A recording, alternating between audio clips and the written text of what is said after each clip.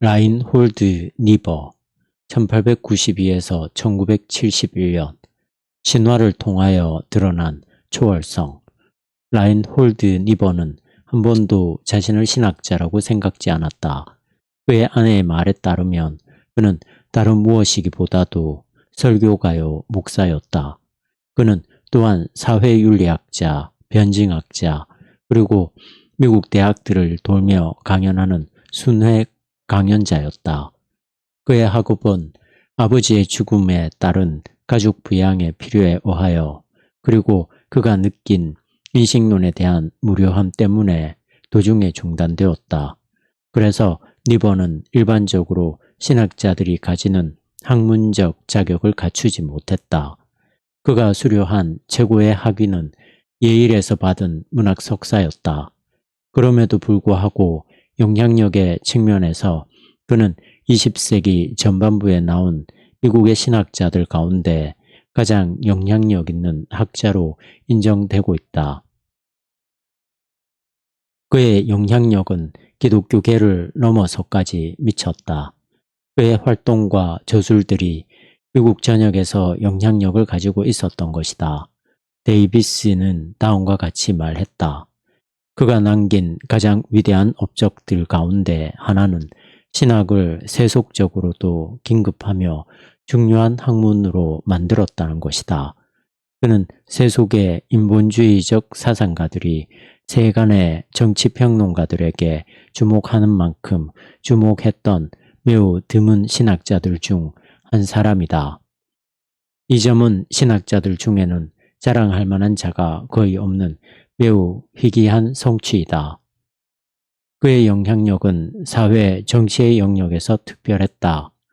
그가 죽은 지 10년이 훨씬 지난 뒤에 폴 저실드는 다음과 같은 결론을 내렸다. 20세기의 라인홀드 니버만큼 한국과의 정치에 큰 영향력을 끼쳤던 신학자를 발견한다는 것은 어려운 일이다. 니버를 혁신적인 신학사상가라고 말할 수는 없을 것이다. 그의 과제는 어떤 독창적인 새로운 신학을 제시하는 것이 아니라 그가 이해한 기독교 신앙을 사회적 측면에 적용하는 것이었다. 그러나 이 영역에서 그가 기울인 노력을 통하여 그는 20세기 중반에 수십 년간 미국의 신앙계를 주도하고 형성해 나가는 목소리가 되었다. 이러한 영향력으로 니버는 금세기 신학사에서 대단히 중요한 자리를 차지하게 되었다. 학자들은 흔히 니버를 신정통주의 신학자로 분류해왔다. 그러나 그는 그렇게 불리는 것이 그가 끊임없이 비판했던 바르트의 사상과 동류로 취급되는 것이라고 생각했기 때문에 그러한 명칭을 배격했다. 그럼에도 불구하고 신학사에서 그의 중요성은 자유주의에 대항하는 운동에 연관되었기 때문이며 그 운동으로 말미암아 이루어진 고전적 기독교 교리의 회복을 일반적으로 신정통주의라고 일컫기 때문이다. 바르트는 바르트에 의하여 주도되었던 바 19세기 신학에 대하여 점증하는 배척을 대변했던 미국의 가장 영향력 있는 대표자로서 니버는 신정통주의의 몇 가지 중심적인 강조점들을 미국 신학계에 보급했던 장본인이었다. 니버의 경력과 지적 발전 과정. 니버는 사회복음운동을 노골적으로 배척했음에도 불구하고 자신과 몇 가지 공통점을 가지고 있는 월터 라우셴 부시와 마찬가지로 경건주의적 기독교 환경 가운데서 성장했다. 그의 아버지는 프러시아의 루터교 전통과 개혁교회 전통을 합한 것에 그 뿌리를 가지고 있던 복음파 교회, 현재는 연합 그리스도의 교회의 일부 복음파 교회의 목사였다. 라인홀드는 일리노이주 링컨에서 고등학교를 마친 후 1913년 예일로 향하기에 앞서 앰허스트 대학과 이든 신학교를 수료했다. 그는 예일에서 신학사와 그리고 1915년에는 문학 석사를 마쳤다. 전문인으로서 니버의 생애는 디트로이트에서 시작되었다. 그의 생애가 라우센 부시와 유사한 점은 여기서도 드러난다. 예일을 졸업하자마자 그는 주로 포드 자동차 공장의 조립 기능공들로 구성된 교회의 목사가 되었다. 여기서 그는 미국의 산업자본가들에 의하여 착취당하고 있던 사람들의 비참한 실정을 직접 볼 수 있었고, 그러한 경험은 그의 사회적 방향 감각과 신앙 모두에 심대한 영향을 미쳤다.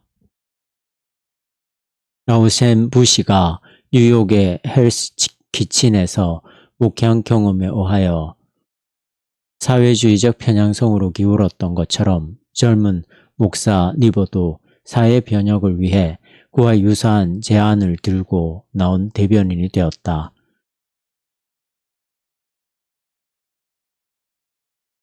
그러나 한 가지 중요한 갈림길에서 니버는 독일계 침례교 목사였던 라우센 부시와 다른 길을 걷게 되었다. 라우센 부시는 그의 경험 때문에 신학적으로 좌익으로 기울어 사회복음의 방향으로 나아갔다. 그것은 신학적 자유주의의 몇 가지 중심적 요소들을 받아들인 운동이었다. 반면 니버의 변모는 칼 바르트를 상기시키는 측면이 있어서 결국 그는 우익운동, 곧 정통을 회복하는 운동으로 나아갔다.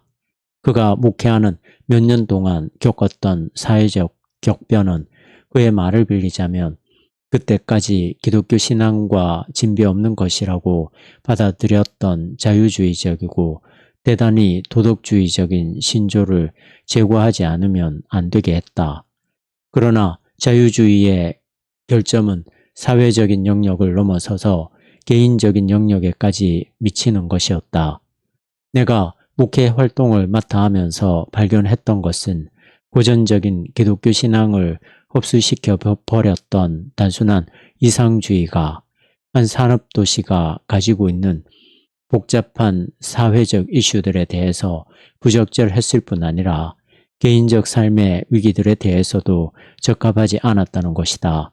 간단히 말해서 그는 디트로이트에서 자신이 신학교에서 받았던 자유주의의 신학 훈련이 20세기의 목회라는 도전을 맞이하기에는 모든 면에서 불충분하다는 것을 알게 되었다. 디트로이트에서 목사로서 했던 활동들을 통하여 그는 일약에 전국적으로 이름이 나게 되었다. 그 결과 1928년에 뉴욕의 유니온 신학교에서 윤리학을 가르쳐 달라는 요청을 받았다. 당시 이 학교는 미국에서 최고로 알아주는 개신교 신학교였다. 여기서 그는 1960년에 퇴직하기까지 가르쳤다. 그의 생애에서 최고 전성기는 1939년 에딘버러에서 그 유명한 기포드 강연에 강연자로 초대되었을 때였다. 그 강연은 후에 그의 책 가운데 가장 널리 알려진 인간의 본성과 운명이라는 책으로 묶여져 출간되었다. 아마도 그는 목회 현장에서 겪었던 지적 혁명 때문에 자신의 사고가 변화되고 발전되어 가는 것에 대하여 결코 두려워하지 않았던 것 같다. 1934년에 그가 작성했지만 한 친구가 그 사본을 요청하지 않았던들 폐기되었을 한 짤막한 기도문에 여실히 드러나 있듯이 니버에게 있어서 변화에 대한 개방성과 수용 자세는 의문의 여지 없이 받아들여질 수 있는 삶의 모습이었다.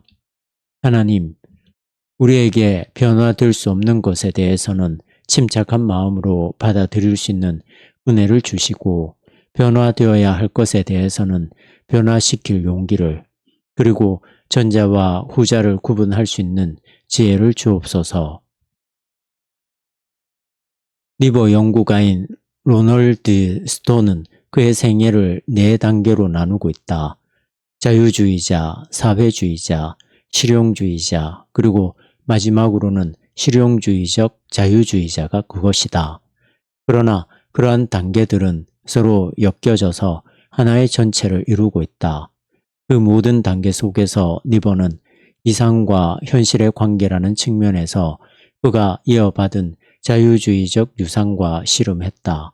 그는 그러한 씨름의 기초를 성경적 신앙에서 발견했던 것이다. 현재적 삶의 현실이 악과 죄로 물들어 있는 것이 사실이지만 어떻게 인류를 위한 이상과 맞아떨어질 수 있을까? 니버는 당시의 신학적 자유주의와 사회적 자유주의가 그 질문에 대하여 공이 제시하고 있는 답이 세상을 모르고 내놓은 순진한 것일 뿐 아니라 잘못 제시된 것이며 적용 불가능한 것임을 발견했다. 대신 그는 자신이 속해 있었던 특정한 사회적 상황에 성경적인 복음을 제시하려 했고, 그럼으로써 그 복음이 소금 문명 전체에 어떻게 적용될 수 있는가를 알아보려고 했다. 실천적인 기독교. 그의 저술 전반에는 세 가지 상호 관련성이 있는 주제들이 주조를 이루고 있다. 그 세 가지 주제는 모두 니버의 기본적이면서도 중심적인 과제에 집중되고 있다. 첫째로 그는 기독교 신앙의 실천적 의미에 대하여 강도 높은 관심을 가지고 있었다.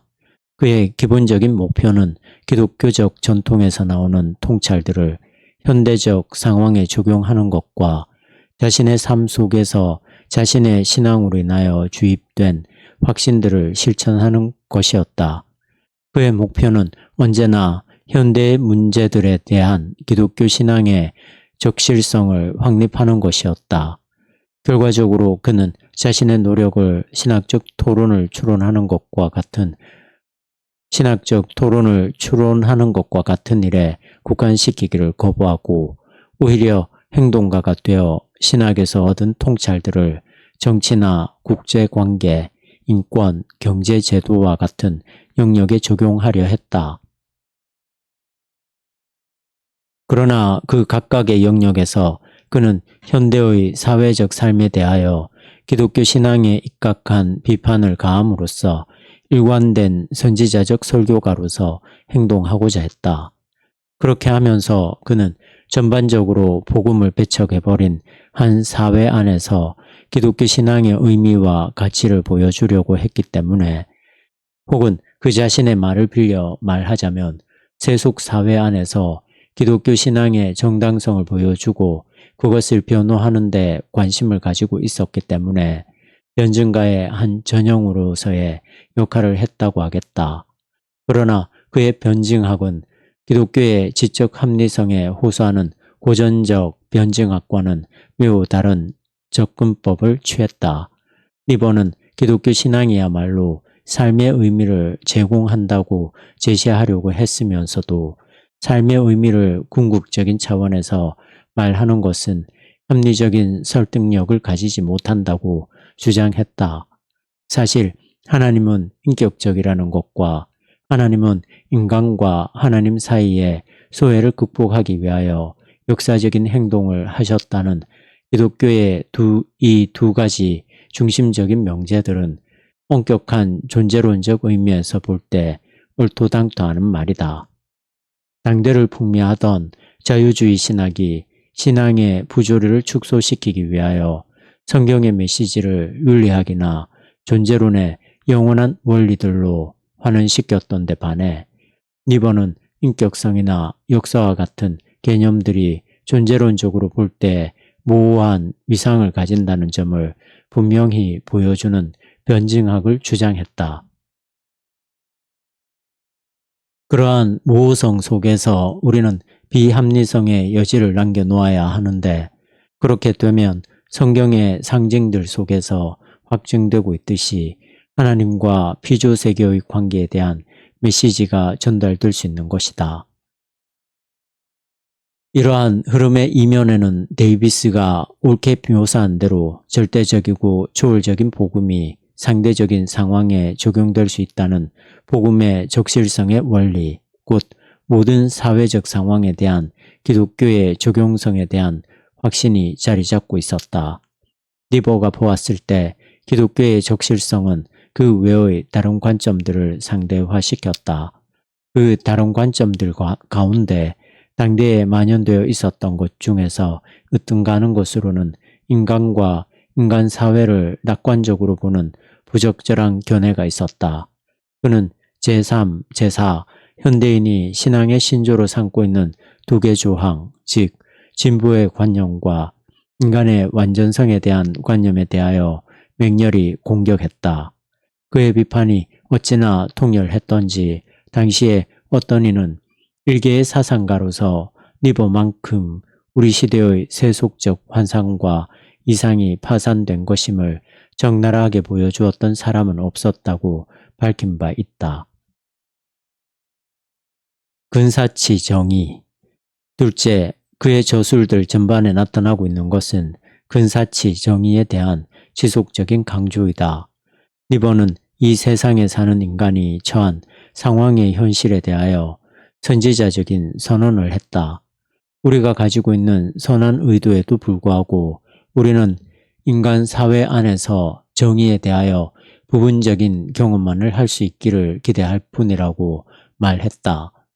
완전은 불가능한 목표이지만 그럼에도 불구하고 현재의 우리를 충동질하는 불가능한 가능성이다.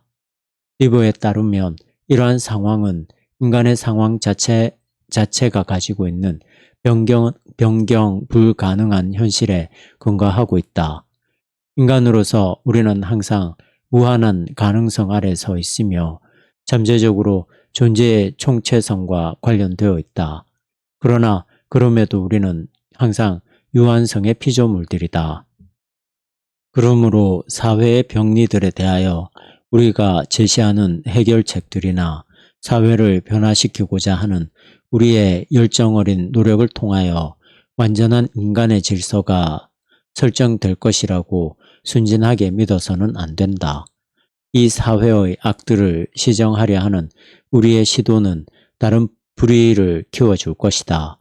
우리가 바랄 수 있는 최선은 어제 있었던 것보다 좀 더 정의로운 상황일 뿐이다.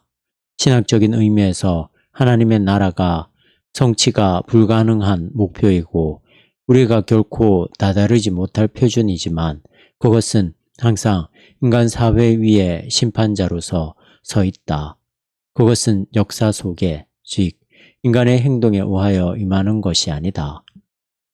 그것은 역사 속에, 즉 인간의 행동에 의하여 임하는 것이 아니다. 다만 저 너머로부터 주어지는 하나님의 선물이다. 기독교적 인간학.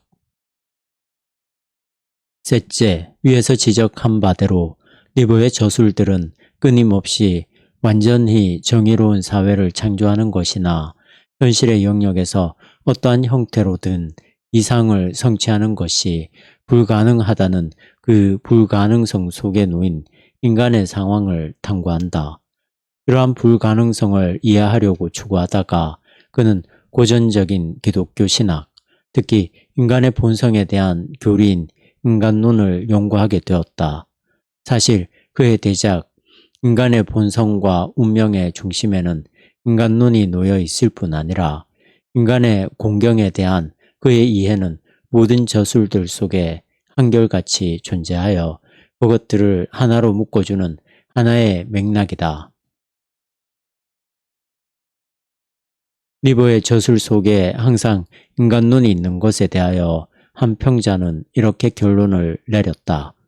리버가 우리 세대에서 기독교 신학을 다시 고쳐 쓰는 공헌을 한 것 가운데 가장 중요한 것은 인간론에 대한 그의 주해이다. 총론의 방법으로 기독교 진리 전체를 망라하는 아퀴나스나 바르트와 같은 조직신학자들과는 달리 리버는 뛰어난 솜씨로 하나의 교리를 그 심층에까지 천착해 들어감으로써 그의 사상 전체의 기초로 삼고 있다. 비록 이러한 평이 과장된 것이더라도 리버의 사상에서 인간론이 그 중심을 이룬다는 사실은 강조하고 있다. 니보가 인간 눈에 이끌리게 되었던 것은 자유주의에서 볼 수 없었던 심오함이 고전적인 기독교 이해에서 발견되었다는 것을 알았기 때문이다. 실제로 그가 보기에는 자유주의의 그러한 결핍은 당시를 주도하던 자유주의적 전통이 성경적인 인간 눈의 주제들을 배격하고 대신 당시의 중심적인 문제들을 야기시켰던 인간의 완전성이나 진보의 관념 등과 같은 거짓된 교리들을 채택했기 때문에 생긴 것이었다. 자유주의에서는 기독교의 정통주의에서 죄라고 하는 것을 무지에 의한 불완전이라고 하여 적절한 교육을 통하여 그것은 곧 극복될 것이라고 본다고 그는 주장했다. 자유주의가 추종한 순진한 낙관론, 인간 이성에 대한 강조, 그리고 교육에 대한 믿음 등에 반하여 성경은 현실주의적인 관점을 제시한다고 니버는 주장했다. 그 결과 그가 인간의 현재적 상황이 가지는 양면성을 강조하려고 했던 면에서 그의 인간론은 고전적 기독교의 인간론을 반영하고 있었다. 그는 성경이 말하는 보편적인 인간의 죄악성이라는 주제뿐만 아니라 하나님의 형상대로 창조된 인간의 위대함에 대해서도 긍정했다. 인간의 모순. 리버의 인간론의 중심은 인간의 상황의 특징이 되는 모순에 대한 그의 이해이다. 창세기와 사도 바울을 따라서 리버는 주장하기를 인간에게는 잠재력과 문제점, 즉 서로 불가분리의 관계에 있는 두 가지 현실이 공존한다고 했다. 인간의 본성과 운명에서 그는 성경적 인간론을 세 가지 논지로 요약했다. 첫째, 인간은 몸과 영혼 두 측면으로 피조된 유한적 존재이다. 그러므로 인간을 육체와 영혼으로 분리하는 견해들, 즉 모든 형태의 이원론적 인간론들은 배격되어야 한다. 둘째, 인간은 우선 하나님의 관점에서, 즉 하나님의 형상으로서 이해되어야지 그들이 가지고 있는 이성적 능력이나 자연과의 관계 등으로 이해되어서는 안 된다. 그러므로 인간 각 개인은 자신과 이 세상에서 벗어나서도 설 수 있는 자아이므로 그 자신과 이 세상 안에서 의미를 찾을 수 없다. 셋째, 인간들은 죄인이다. 그래서 죄 때문에 그들은 사랑의 대상일 수는 있어도 결코 신뢰할 수는 없다. 그러므로 니버는 이상적 인간이든지 추상적인 인간이든지 인간 그 자체에 대해서 관심을 가지지 않았다. 그 결과 인간에 대하여 존재론적 범주를 가지고 말하려는 철학들을 거부했다. 대신 다른 신정통주의 신학자들과 유사하게 그는 하나의 역사적 존재로서의 인간에 대하여 관심을 가졌다. 그러므로 그의 저술들은 인간이 하나님과 그리고 사회 안에서 서로 가지게 되는 이 이중적 관계라는 측면에서 인간에게 초점을 맞추고 있다. 인간의 죄. 리버는 성경적 인간론의 세 가지 측면들 가운데 현대적 사고에서 가장 결핍되어 있는 것이 죄에 대한 개념이라는 것을 발견했다. 그렇기 때문에 그는 인간의 죄에 대한 이슈를 반복적으로 제기했다. 그런데 인간의 현실에 대한 성경적 이해의 이 측면은 두 가지 다른 측면과 복잡하게 관련되어 있었다. 유언론적인 인간론들과는 다르게 그는 인간이 가지고 있는 독특한 능력, 곧 자기 초월의 능력을 인간이 오용함으로써 죄가 인간의 마음 깊숙이 뿌리를 내리고 있음을 발견했다. 니버에 의하면 이것이 성경에 나오는 타락 이야기의 요점이다. 우리가 가지고 있는 자기 초월이라는 능력을 오용함으로 우리는 우리의 피조물됨을 인정하지 않으려고 한다. 전체를 관망할 수 있는 우리의 능력에 스스로 속아서 우리가 전체인 양 생각한다. 그러므로 니버는 훌륭한 종교개혁적 사고를 유지하는 한편 그가 파악한 자유주의적 경향과는 상반되게 죄를 전인격적 행위로 봄으로써 인간 존재의 어떠한 영역에도 하나님에 대한 반역에 공모했다는 사실로부터 면제될 수 없는 것으로 보았다.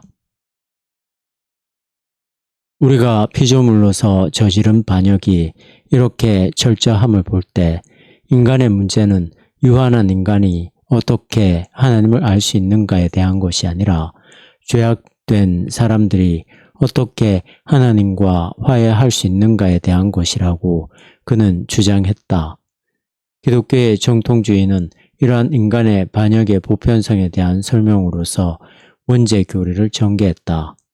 기포드 강연에서 니버는 그가 고전적 교리 속에서 발견한 심오한 진리를 제시했다. 퇴임 후 그는 일찍이 고전적 교리의 용어들을 부활시키려 했던 초기적 시도가 오류였음을 인정하고 결국 자기가 사용했던 말을 바꾸어서 인간의 모순을 자기 추구, 자기 양도의 양측면으로 말했지만 말이다. 죄가 보편적이고 명키 어려운 것이지만 그럼에도 불구하고 필연적인 것은 아니기 때문에 우리는 그것에 대한 책임을 져야 하는 것이다. 그러므로 원죄의 진리는 범죄의 잠재력이 우리 각자의 자아 속에 뿌리를 받고 있음을 선언하는 것이다. 그러나 니버는 원죄를 하나의 유전된 병독으로 해석하는 전통적인 해석을 거부하고 대신 죄의 발생이라는 보편적인 경험을 설명하기 위하여 케르케고르가 말한 불안의 개념에 주의를 기울였다. 인간 상황의 특징을 이루는 바 인간이 자유롭지만 유한하다는 역설 때문에 인간은 불안정하게 되었다고 그는 주장했다. 우리는 삶의 자연적 과정 속에서 우발적으로 어떤 일들이 일어날지 모른다는 불확정성에 얽매여 있다. 유한함.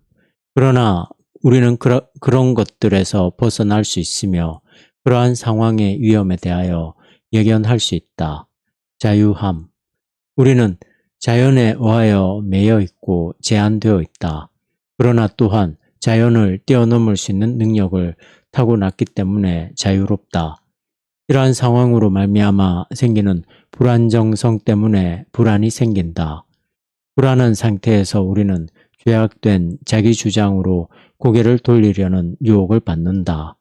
즉 하나님의 사랑이라는 궁극적인 안전에 의뢰하기보다는 우리의 유한함을 무한함으로, 우리의 연약함을 강함으로, 우리의 의존성을 독립성으로 바꾸고자 하는 유혹을 받는 것이다.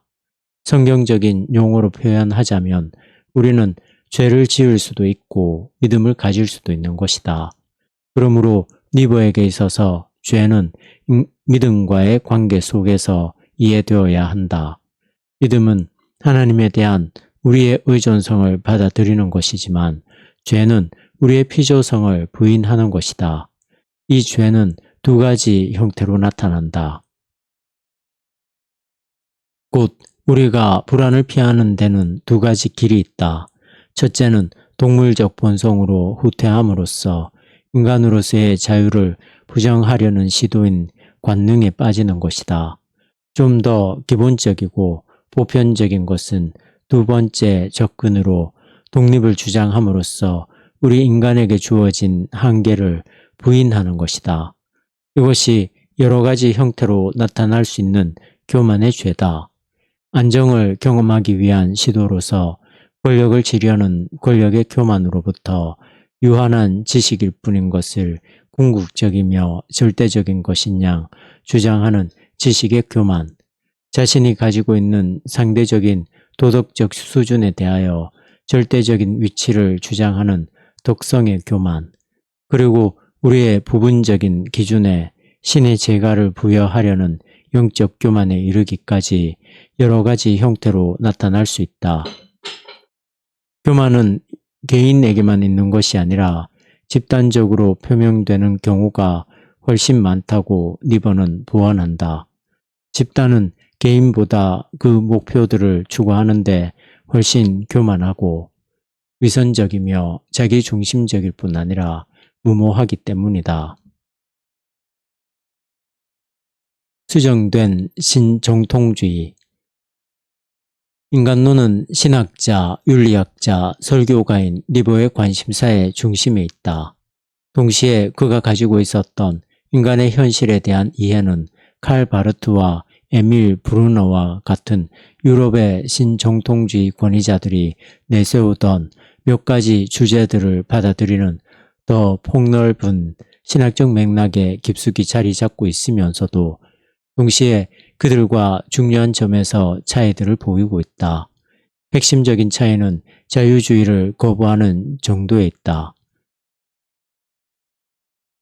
종종 니버가 가장 중요한 대변자로 인용되는 미국의 신정통주의에 관하여 에드워드 카넬은 그들의 자유주의적 내재성으로부터의 후퇴는 보다 덜 야심만만하다고 말했다. 자유주의에 대한 니버의 거부는 바르트나 그 외의 사람들과 비교해보면 그다지 심하지 않다. 그는 하나님과 이 세상의 관계에 대하여 비교적 덜 한정된 이해를 보이고 있기 때문이다. 이 중심적 주제에서 그는 대륙의 신정통주의의 주요한 강조점들에 대하여 동의하면서도 유럽의 신학적 거인들만큼 하나님과 세상의 분리에 대하여 철저히 초점을 맞추지는 않았던 것이다. 그는 성경에서 하나님의 초월성에 대한 강조를 보았지만 그것은 하나님이 이 세상과 밀접한 관계를 맺고 계심을 강조하는 것에 의하여 균형을 이루고 있는 그러한 강조였다. 그러므로 니버는 하나님의 계시가 이중적이라고 주장했다. 사적 또는 일반 계시는 각 사람이 위치해 있는 자연의 체계를 초월하여 한 개인의 삶에 초월적 실제가 부딪혀오는 각 사람의 의식 속에 있는 증거이다. 이 사적 계시가 곧 계시의 2차적 차원, 즉 공적이며 역사적인 특별 계시에 대하여 신임하게 한다. 이러므로 바르트의 경우에는 하나님과 인간 사이에 아무런 접촉점을 찾을 수 없었지만 니버는 완전한 접촉의 영역들을 보았던 것이다. 인간이 죄인이라는 사실에 동의하면서도 그는 인간의 잠재력, 심지어 자신을 죄인으로 볼 수 있는 잠재력을 보았던 것이다. 하나님의 초월성을 강조하면서도 그는 하나님을 알 수 있는 가능성까지도 배제할 만큼 하나님이 멀리 계시다고 보지는 않았다. 그는 계시가 인간의 이성에 대한 공격이라는데 동의하면서도 인간이 진리를 인정할 수 없을 정도라고 생각지는 않았다.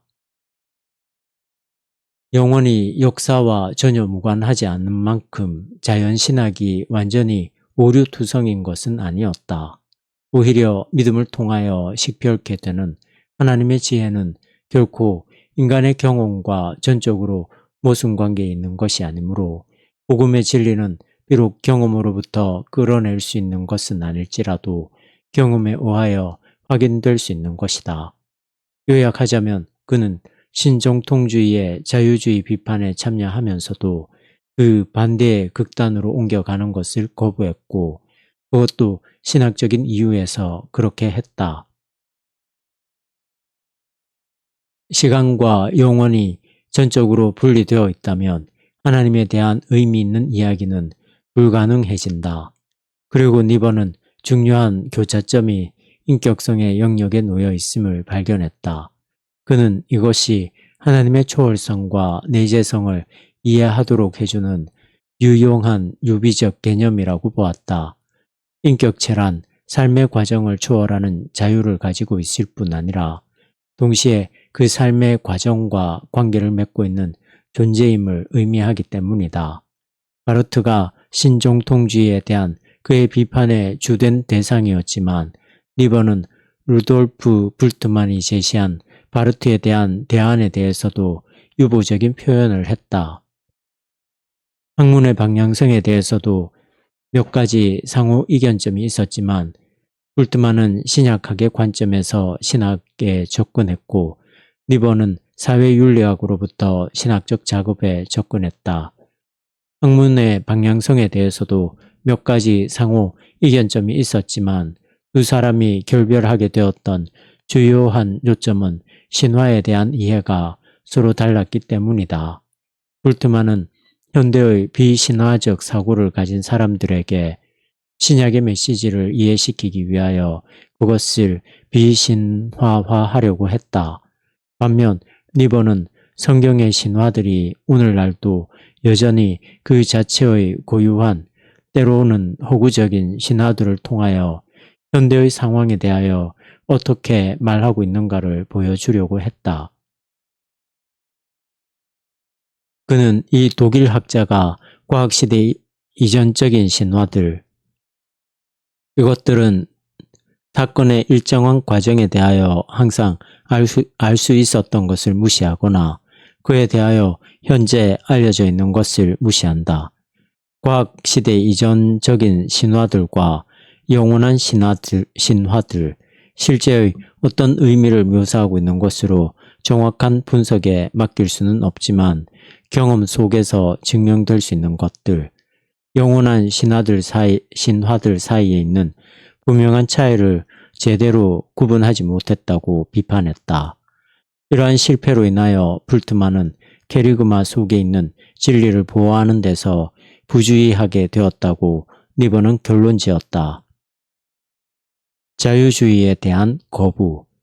니버의 사상과 그의 신정통주의와 맺고 있는 복합적인 관계를 이렇게 광범위하게 객괄해 보면서 우리는 그가 어떻게 해서 자유주의를 거부하게 되었는지 좀 더 자세히 살펴볼 수 있는 입장에 서게 된다. 목회적 경험과 기독교적 자료에 대한 연구를 통하여 니버는 한편으로 자유주의적 유산에 대하여 음미하면서도 당대를 풍미하던 신학사상과 사회사상에 대하여 통렬한 비판을 가할 수 있었다. 사실 그가 크게 공감하고 있었던 운동이었지만 자유주의가 사회복음운동의 모습으로 표현된 것에 대해서조차도 비판을 했다. 그의 비판의 핵심은 자유주의가 그 순진한 낙관주의 때문에 성경의 메시지, 특별히 인간의 본성에 대한 성경의 현실주의적인 이해를 상실한 것 같다는 것이다. 그러나 처음에 1930년대 니버는 마르크스적 사회주의자의 관점에서 자유주의를 공격했다. 그의 생애 동안 계속 그는 마르크스주의가 도움이 된다고 한 것은 사실이지만 그것도 문제가 있음을 알게 되었고 몇 가지 점에서 자유주의와 유사함을 발견하였다.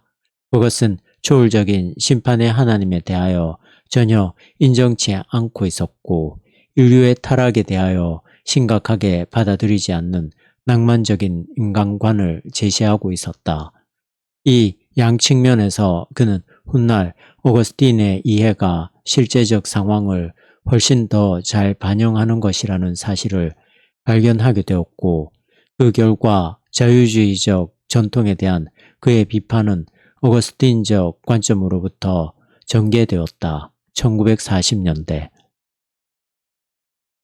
니버는 일찍이 자유주의에 대하여 불만족스럽게 생각했던 것을 모아 도덕적 인간과 비도덕적 사회에서 그 결정체를 보여주었다. 이 작품이 그가 내놓은 최초의 저술은 아니었지만 그는 이것을 통하여 주요 신학자로서의 위치를 굳혔다. 후에 그가 주장한 몇 가지 논점들을 수정했지만 니버는 그 책에서 말한 중심적 논지로부터 결코 물러서지 않았다.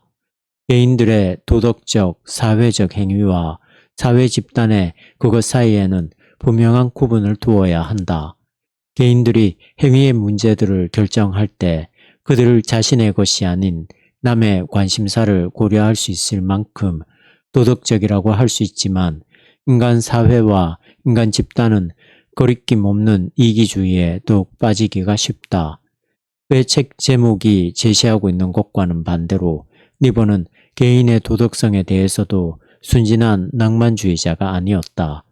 그는 인간 각 개인은 이타적인 충동을 가지고 있을 뿐 아니라 이기적 충동도 타고났다고 주장했다. 이 악한 충동은 개인들에게서보다 사회 집단들 속에서 훨씬 더 꺼리낌 없이 나타난다. 결과적으로 니버의 자유주의적 선배들이나 당대의 자유주의자들이 제시한 것과 같은 인간의 개발을 위한 모든 자주 프로그램들은 그 이상을 달성하지 못하게 될 운명을 가지고 있었던 것이다.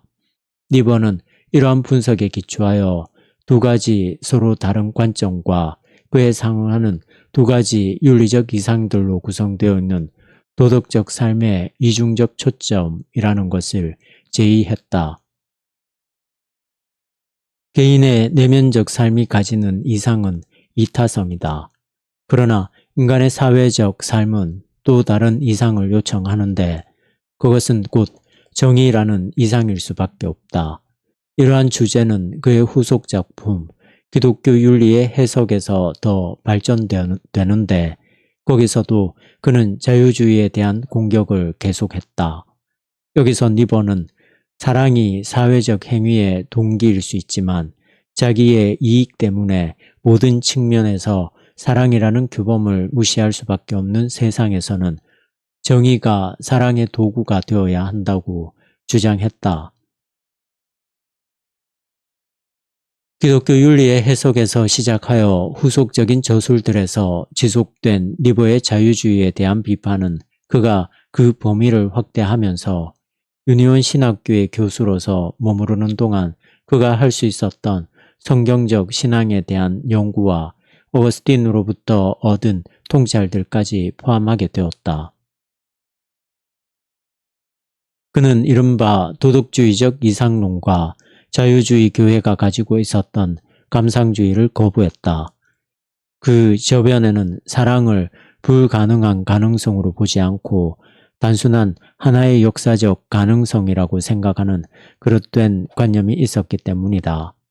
니버는 자유주의적 도덕주의가 세 가지 이유로 감상주의적이라고 주장했다. 첫째, 그는 자유주의와 상반되는 인간관을 견지하면서 그 차이에 근거하여 그 속에는 죄의 힘과 심각성에 대한 깨달음이 부족하다는 것을 보게 되었다. 이러한 깨달음의 결핍으로 말미암아 개인의 영적 순례뿐 아니라 사회적 정의라는 측면에서도 필요한 것을 채워주지 못하게 되었다. 둘째로 자유주의적 도덕주의는 복음에 나타나 있는 바 신앙적으로 숭고한 경지에 대한 것도 설명해내지 못한다. 그것은 인간이 처한 공경에 대하여 죄의 용서와 죄를 이길 힘의 원천으로서 그리스도 안에 나타난 하나님의 긍휼하심을 선포하지는 않으면서 고작 하나님과 이웃을 사랑하라는 명령만을 제시할 뿐이다.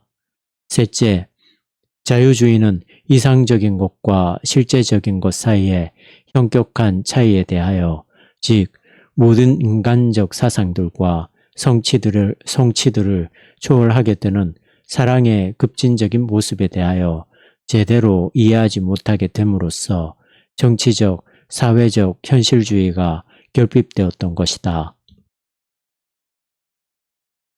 니버에 대한 니버는 자유주의에 대한 비판을 제시했을 뿐 아니라 기독교적 현실주의와 더 일치하는 것이라고 생각하는 하나의 대안을 제시했다. 이 계획에서 그는 성경이 말하는 신앙, 주로 그 히브리적 근원에 대하여 주목함으로써 도움을 얻고자 했다. 그는 서양 문화가 이 종교적 전통으로부터 두 가지 근본적인 강조점, 즉 개체성의 의미와 뜻있는 역사의 의미를 빌려왔다고 주장했다. 이러한 전통을 이어 그는 현대의 상황에 그러한 강조점들을 재확립하고자 했다. 다른 신정통주의 신학자들처럼 니버도 시간과 영혼과의 변증법적 이해를 통하여 건설적인 제안을 할 수 있었다. 영원한 것은 일시적인 것 안에 드러나는 것이지 그것에 의하여 소모되지 않는다. 그는 이러한 테마가 삶의 의미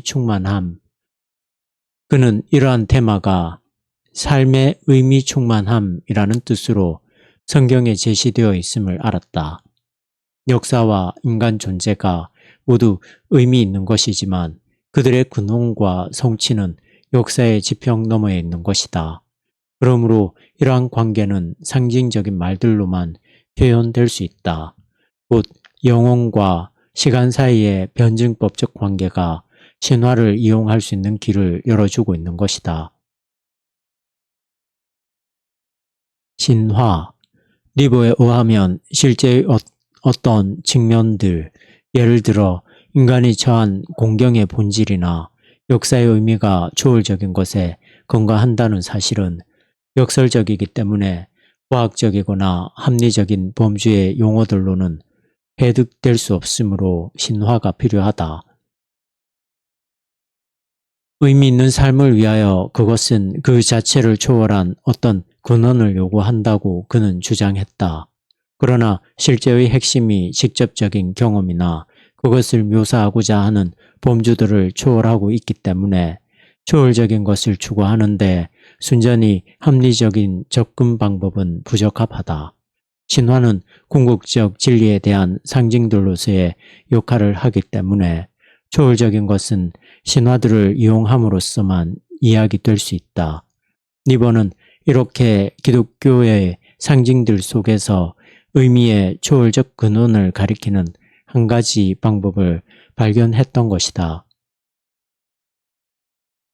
이러한 이해를 놓고 볼 때 니버는 자유주의와 전통적 정통주의 두 가지 모두로부터 자신을 구별한다. 자유주의는 과학적 방법, 삶에 대한 순수한 합리주의적 접근법, 그리고 현대적 사고 등을 열애한 나머지 기독교 신앙의 신화를 저버렸다고 그는 주장했다. 한편 정통주의의 불경죄도 마찬가지로 문제였다. 그 신화들의 문자적, 역사적 진실만을 주장한 결과 시간과의 관련성 속에서 영원한 것을 말하는 것이 종교적 신화의 기능이며 특징이라는 사실과 그렇기 때문에 그것은 일정한 시간 안에서 일어난 일련의 사건들에 대한 진술일 수가 없다는 사실을 잊어버렸다. 기독교 신앙의 신화들이 일시적인 것과 영원한 것의 관계에 대한 선언들로서 옳게 이해될 때 우리의 시대에도 의미 깊은 것이라고 니버는 주장했다. 그러한 신화 가운데 하나가 타락의 신화이다. 우리가 이미 살펴본 대로 니버에게 있어서 그것은 인간 역사가 시작될 때 일어난 한 사건에 대한 문자적 기술이기 때문에 중요한 것이 아니다. 오히려 그는 그것을 인간의 유한함과 자유로부터 기인된 죄의 보편성에 대한 심오한 진술로 보았다. 그러므로 타락은 인간의 전 역사를 통하여 그리고 상황마다에서 인간이 처한 공경을 힘있게 표현한 선언이다. 신앙의 삶. 그러나 니버에게 있어서 기독교의 중심 메시지는 인간의 죄가 아니라 그것을 넘어선 하나님의 구원이다. 물론 죄에 대한 그의 이해가 이러한 역학관계를 이해하는 맥락을 형성한다. 신정통주의가 전반적으로 그러했던 것처럼 그는 구원을 하나님에 대한 지식이라는 측면에서 보려던 합리주의적 시도를 배격하고 오히려 이 세상에 존재한다는 모순들 속에 자리 잡고 있는 신앙의 삶으로 묘사하려고 했다. 그러므로 니버에 의하면 신앙은 지성의 결론이기보다는 자아의 헌탁이어야 한다. 복음의 진리가 과학과 철학을 통하여 알려진 진리들과 상호 연관되기 때문에 그것을 제한된 정도에서 합리적으로 입증하려는 것은 가능하지만 신앙은 궁극적으로 입증될 수 있는 것이 아니고 다만 삶으로 살아낼 수 있을 뿐이다. 그럴 때 신앙은 삶의 온갖 불안정한 것들에 현실적으로 맞설 수 있게 하며 그러한 것들은 하나님의 의에서만 극복될 수 있다는 깨달음을 준다. 신앙은 우리를 교만으로부터 보호한다. 신앙은 하나님과 하나님만을 안전의 근거로 바라보기 때문이다. 마찬가지로 신앙은 삶 전체와 역사의 의미를 꿰뚫으며 합리적 이해를 초국하는 신비의 영역에까지 다다르게 된다. 그러나 하나님과의 이러한 관계는 우리 자신의 의가 아니라 하나님의 용서에 의존한다. 십자가. 그러나 니브에게 있어서 기독교 신앙의 초점은 십자가이다. 기독교는 이 사건을 중심으로 하는 복음을 선포하기 때문이다. 실제의 신비에 대한 합리주의적인 접근을 거부하는 것과 일관성 있는 모습으로 그는 십자가의 의미도 역사에 관찰 가능한 사실들로부터 논리적으로 따라 나오는 것이 아니라 마치 인간 역사의 의미인 복음의 궁극성이 합리적 분석에 의하여 입증될 수 있는 것이 아니듯이 그것은 신앙의 눈에만 보이는 것이라고 주의를 환기시키며 말했다. 십자가는 중요하다.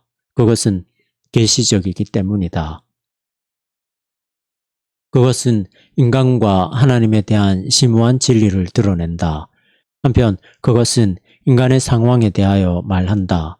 십자가는 일시에 그리고 동시에 우리의 본질적인 성격과 우리의 죄에 대하여 알리는 계시이다.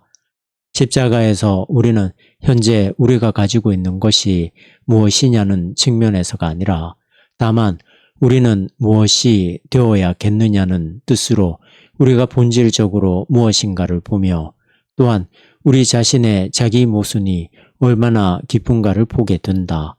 결과적으로 이 사건은 인간의 공경의 심각함을 보여주며 간단히 말해서 인간의 완전히 역사 안에서는 이루어질 수 없는 것임을 보여준다. 십자가는 역사 안에서 사랑은 죄의 힘 때문에 고통받는 사랑으로 남는 것임을 선언한다. 요약하면 십자가는 인간의 죄에 대한 하나님의 심판의 선언이다. 다른 한편 이 상징은 하나님의 사랑과 죄에 대한 용서를 선포한다. 그것은 하나님의 사랑에 대한 계시이되 이 심판 아래 먼저 서보았던 사람들에게만 계시인 것이다. 니브에게 있어서 십자가 사건은 역사에 대한 하나님의 주권을 보여주는 성경적 계시의 절정으로 서 있다.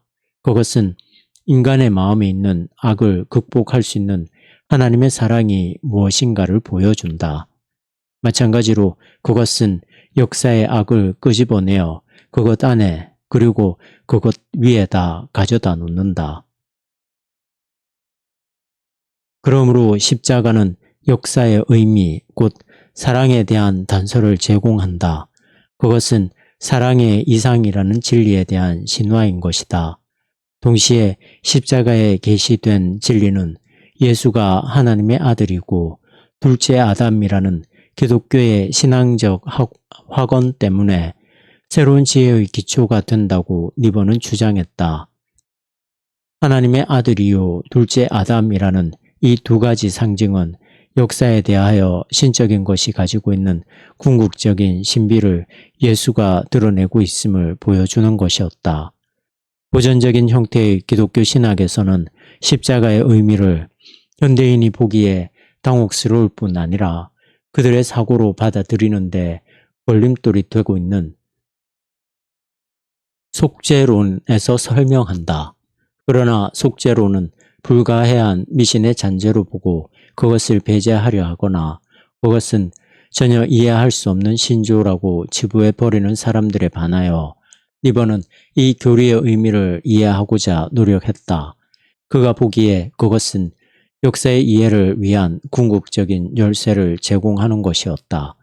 그는 역사가 그 자체의 의미를 제시할 수 없으므로 이 교리가 역사의 성취를 위하여 하나님의 심판과 자비를 바라보도록 한다고 선언한다. 그 다음 하나님의 심판은 역사가 중태에 있음을, 그리고 성과 악의 궁극적인 의미가 무엇인가를 상징하는 것이다. 반면 하나님의 자비는 모든 역사적 행동들 속에 있는 불완전성과 부패에 대하여, 그리고 자신이 악을 떠맡는 신적 사랑에 대해서도 말한다. 신적 초월성. 니버는 의미의 본질과 그것이 어떻게 인간에게 계시되는가에 대하여 이해하고 있었다. 그 결과 당대의 사고에 대하여 아마 그로서 할 수 있는 가장 깊이 있고 철저한 비판을 가할 수 있었다. 그의 견해로 보면 현대는 계시 종교의 하나님을 이성과 자연의 하나님으로 대치시키는 죄를 범하고 있었다. 그렇기 때문에 그들은 인간의 유한성과 피조성을 잊고 있었다. 결과적으로 현대는 초월적인 것에 대한 인식을 상실했다. 즉, 인간의 의를 초월적인 의, 다시 말해서 하나님의 의에 복속시키지 못했던 것이다. 현대인들이 부정하고 있음에도 불구하고 니버는 심판과 인간이 처한 공경을 극복하기 위한 기초로서 신적 초월성이라는 성경적 관념을 재확인하고자 했다. 그는 이러한 차원이 그리스도 안에서 이미 임함, 그리고 역사의 절정으로서 장차 임하게 될 하나님의 나라의 개념 속에 나타났다고 보았다. 한편 역사와 인류에 대하여 대립관계 가운데 있는 초월적인 하나님과 하나님의 나라라는 개념만이 개인적으로든 집단으로든 자기 주장과 교만으로 향하는 인간의 성향을 제어할 그동안 절실히 요청되었던 심판의 시사점을 제공할 수 있었다. 역사의 알파와 오메가라는 말로부터 기인하는 바, 역사의 궁극적 의미에 대한 기독교적 선포는 그동안 인간들이 고안해내었던 그 모든 역사에 대한 잠정적인 의미들, 심판, 그리고 성취들에 대한 검증자의 역할을 한다. 매 순간 하나님의 나라는 도달할 수 없는 이상으로 남기 때문이다.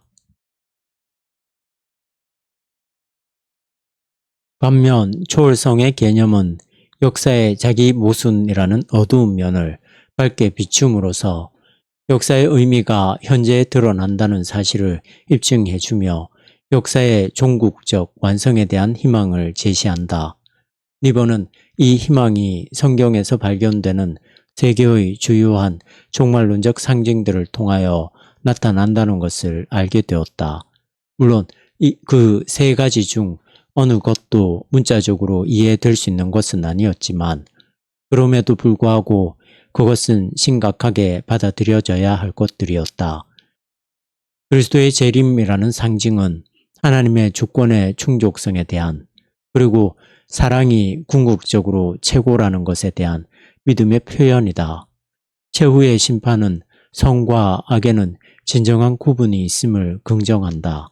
그리고 부활은 영원한 것은 일시적 과정에서 나타나는 다양성을 소멸시키는 것이 아니라 성취시키는 것을 의미하며 유한성과 자유의 변증법에는 어떠한 인간적 해결도 없음을 암시하는 것이다. 궁극적으로 볼 때 역사의 의미는 믿음에 의하여 감지되는 것이지만 그 의미가 드러나게 됨으로 말미암아 신앙적 상과 이 세상에서의 기독교적 증거에 도움이 된다. 니버는 그의 대작 인간의 본성과 운명에 대한 결론으로서 다음과 같은 언급을 했다. 믿음 안에서 산다는 것은 모든 안전장치들과 역사의 불안정성을 초월한 궁극적인 안정을, 그것도 역사를 주관하시는 초월적인 하나님 안에서 찾는 것을 의미한다고 주장했다. 1939년 니버는 이러한 형태의 신앙적 삶은 그릇된 것에서 안정을 추구하며 상과 역사 안에서 구속을 구하려는 우상숭배적 추구로부터 사람들을 돌이키게 할 수 있을 것이라는 낙관론을 표현하기도 했다. 비판. 니버는 신적 초월성의 고고함과 인간이 처한 공경의 심각함에 대하여 더욱 심원한 이해를 함으로써 그가 느끼기에 순진하리만큼 낙관주의적인 문화적, 종교적 풍조에 현실주의적 논조를 삽입해 넣으려 했다. 이러한 시도가 그가 이루어낸 가장 위대한 공헌이라는 찬사와 함께 최대의 약점이라는 정죄를 받았다. 니버가 말한 현실주의의 개념은 의심할 여지 없이 미국의 정치권에 특히 2차 세계대전 직후 몇 년 동안 미국의 외교 정책을 형성하는 데 영향력을 미쳤다. 그러나 니버의 사상적 유산에 대하여 두 가지 비평이 가해질 수 있다.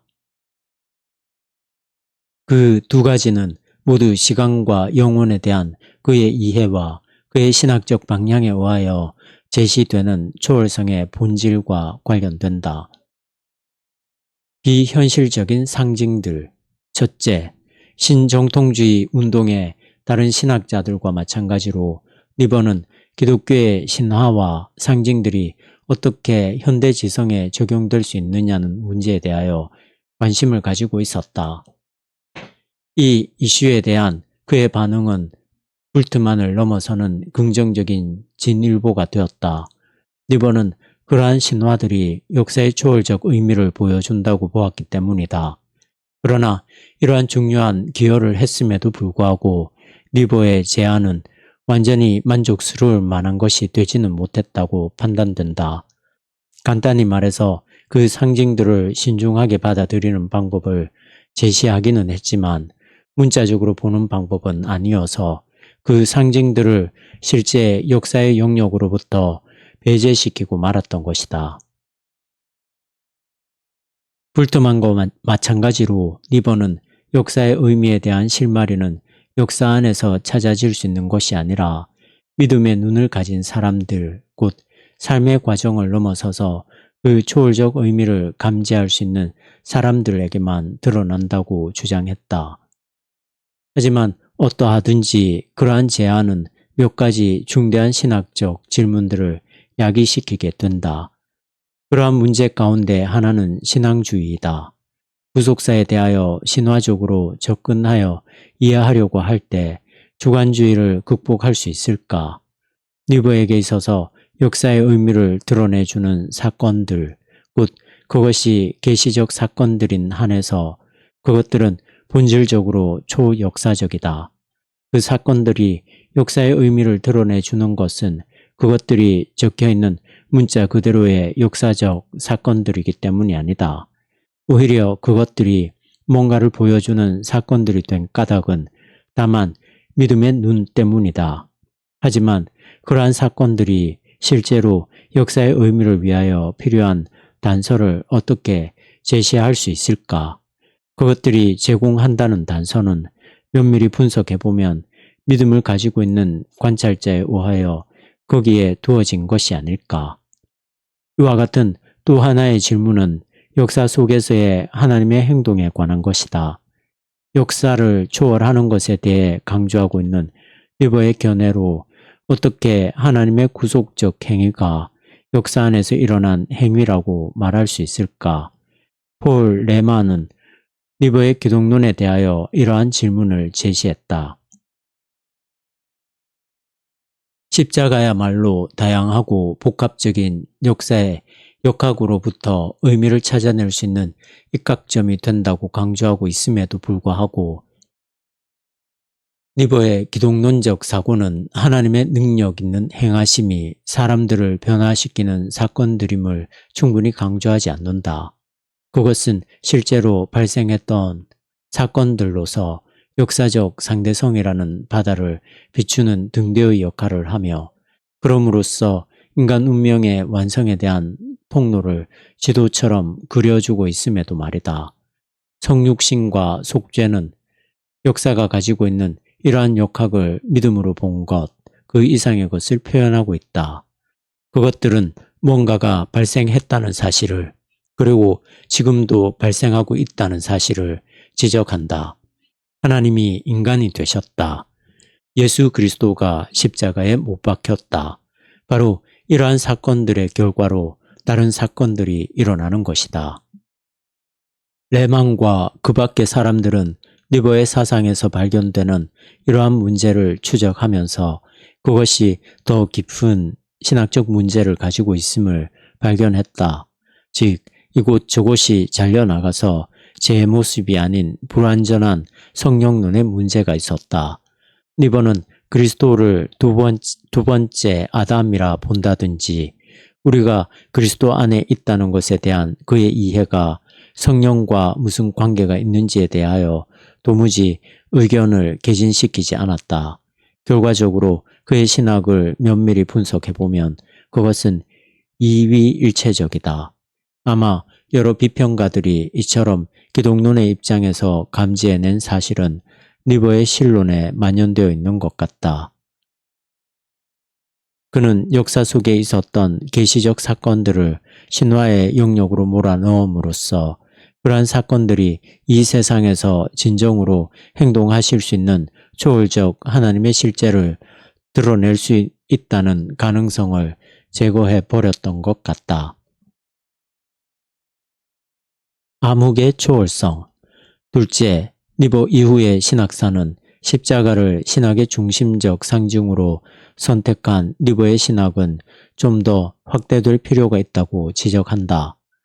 그것이 십자가에 의하여 움직여지고 있기 때문에 기독교 이야기에 대한 그의 전망은 폴 저실드가 말한 대로 신적 사랑과 인간의 저항 사이에 벌어지는 싸움이라는 비극적 성격에 초점이 맞춰져 있었던 것이다. 그렇기 때문에 니버를 비관주의적 신학자라고 부르는 것은 일리가 없는 말이 아니며 많은 비평가들이 그의 중심적 신학적 모티브가 인간의 죄라고 주장한 것도 일리가 있는 것이다. 비록 그를 그렇게 묘사하는 것이 단순한 회화에 그치는 것이라 하더라도 그의 사상에 함축되어 있는 하나의 중요한 역학관계를 지적하고 있는 것만은 사실이다. 니버의 제안을 면밀히 분석해보면 그것은 결국 일종의 비관주의로 흐른다. 십자가에 대한 그의 강조는 끝내 이룰 수 없는 것을 이루어 보고자 인고의 분투를 하라는 그의 부르짖음에 대한 신학적 기초를 작용했다. 그는 이러한 역동적인 원리가 개인 안에서 작용하고 있음을 보았고 더 중요하게는 사회의 영역에서도 작용하는 것을 보았다. 이 세상 속에 끈질기게 존재하고 있는 악 때문에 그리스도인들은 역사적 성취보다는 역사적 갱신을 바랄 수밖에 없다. 이러한 관점을 기초로 하여 니버는 민주주의에 대하여 현실주의적인 그러나 대체로 부정적인 변호를 하고 있다. 정의를 행할 수 있는 인간의 능력이 민주주의를 가능케 하지만 인간의 불의적 성향 때문에 민주주의는 필요한 것이다. 결국 그의 십자가 중심적 신학은 암흑의 초월성, 즉 인간의 모든 행동에 대한 심판자로 서 있는 불가능한 가능성이라는 어떤 실제만을 드러내 주었다. 훗날의 역사는 십자가로부터 출발하는 그러한 신학이 중요한 말을 하는 것은 사실이지만 그것은 항상 부활로부터 바라보는 신학과 한 짝을 이루어야 함을 확정적으로 주장했다. 이것은 자기 비판에 대한 강조는 반드시 낙관주의와 자기 인정에 대한 인식과 더불어서 주어져야 함을 의미한다. 우리의 죄악성을 깨달을 때 터져 나오는 우리의 회개의 부르짖음에도 반드시 용서의 말씀이 곁들여져야 하는 것이다. 마찬가지로 하나님 나라의 과업을 감당할 수 없다는 불가능의 선언에 덧붙여서 우리는 이 세상의 변화에 대한 하나님의 약속과 그것을 이루어낼 수 있는 하나님의 능력을 말하는 메시지를 들을 필요가 있다. 또한 모든 사회적 집단들에 대한 니버의 불신에는 이 세상에 대한 그리스도의 주 되심을 나타내기 위하여 성령의 능력으로 몸부림치고 있는 신앙의 공동체 안에 그리스도께서 함께 하신다는 그의 임재에 대한 약속이 덧붙여져야 한다.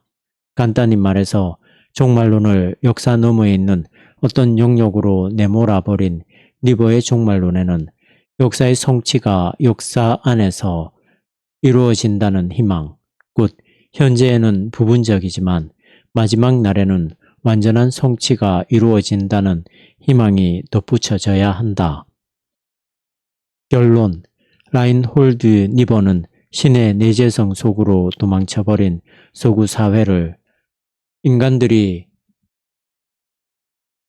성취할 수 있는 것에 대한 순진하고도 비현실적인 낙관론을 낳은 그 도피로부터 불러내려고 했던 것이다.